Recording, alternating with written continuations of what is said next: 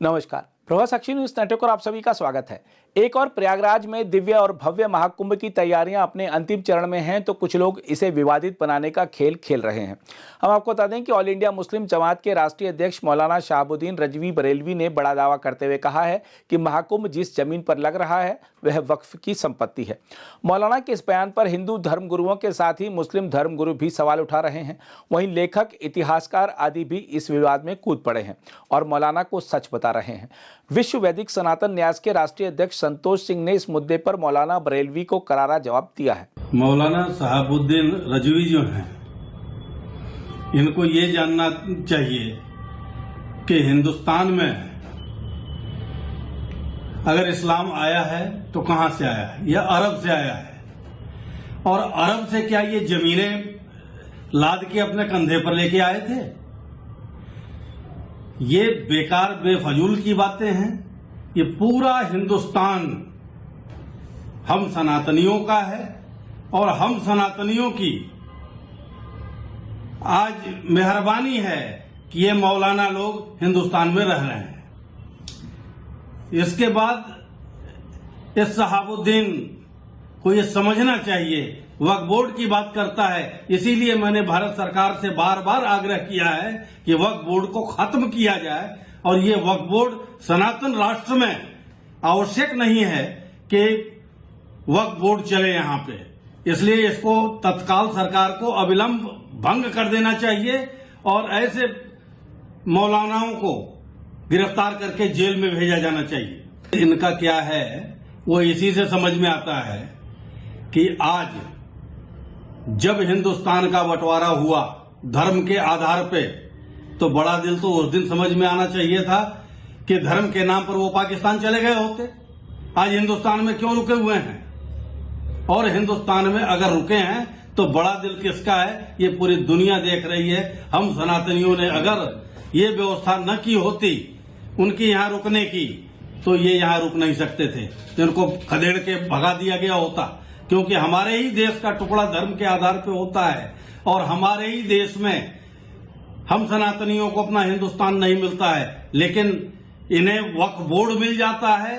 वक्फ board के साथ साथ इन्हें मुस्लिम पर्सनल लॉ बोर्ड मिल जाता है, जो निहायत गलत है। जो पूर्ववर्ती सरकारों ने किया है, मैं इसका पूर्णतः विरोध करता हूं और विश्व वैदिक सनातन न्यास की तरफ से मैं इस भारत सरकार से मांग करता हूं कि जल्द से जल्द इस देश में समान नागरिक संहिता लागू की जाए, जिससे सब नागरिकों का समान अधिकार हो और किसी का व्यक्तिगत या धर्म के आधार पर कोई छूट न दी जाए।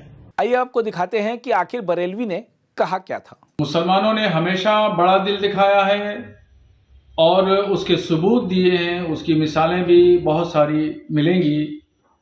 और कुंभ के मेले में जिस तरीके से अखाड़ा परिषद, नागा सन्यासियों ने और स्वामी बाबाओं ने मुसलमानों के प्रवेश पर प्रतिबंध लगाया, उस पस मंजर में अगर देखें तो खुद प्रयागराज के जो मुसलमान हैं उनमें से एक सरताज नाम के हैं, उन्होंने इस बात की जानकारी दी और कहा, एलानिया तौर पर इस बात को कहा कि जो ज़मीन है, जिस ज़मीन पर, ज़मीन के बहुत सारे हिस्से पर जो शामियाने तंबू वगैरह लगाए गए हैं, इंतज़ामात किए गए हैं, मेला लग रहा है, ये वक्फ की ज़मीन है और वहाँ के मुसलमानों की ज़मीन है। मगर दरियादिली देखिए मुसलमानों की कि मुसलमानों ने कुंभ के मेले की तैयारियां, शामियाने और पंडाल, रोड और सड़कें और खड़ंजों पर कभी मना नहीं किया कि यहाँ पे मत लगाइए। और तंग दिली देखिए अखाड़ा परिषद के लोगों की कि वो लोग जो है वो मुसलमानों के प्रवेश पर वहाँ पे ठेला लगाने, खोंचा लगाने से भी मना कर रहे हैं कि वहाँ कोई भी मुसलमान एंट्री नहीं करेगा।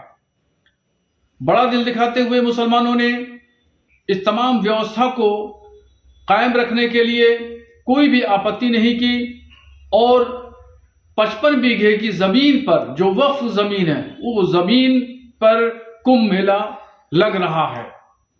तो ये तमाम चीजें जाहिर करती हैं कि कहां से कौन तंगदिली, छोटे दिल का मुजाहरा कर रहा है और कौन लोग हैं जो बड़े दिल का मुजाहरा कर रहे हैं। इन तमाम चीज़ों को बहुत गौर से साधु संतों को सोचना चाहिए। वहाँ के जो जिम्मेदार लोग हैं उन लोगों को इस पर गौर करना चाहिए। अगर आप भी लेना चाहते हैं देश दुनिया की तमाम जानकारी तो आज ही सब्सक्राइब करें हमारे चैनल को। साथ ही नीचे दिए बेल आइकन को जरूर दबाएं ताकि हर अपडेट आप तक पहुंच सके।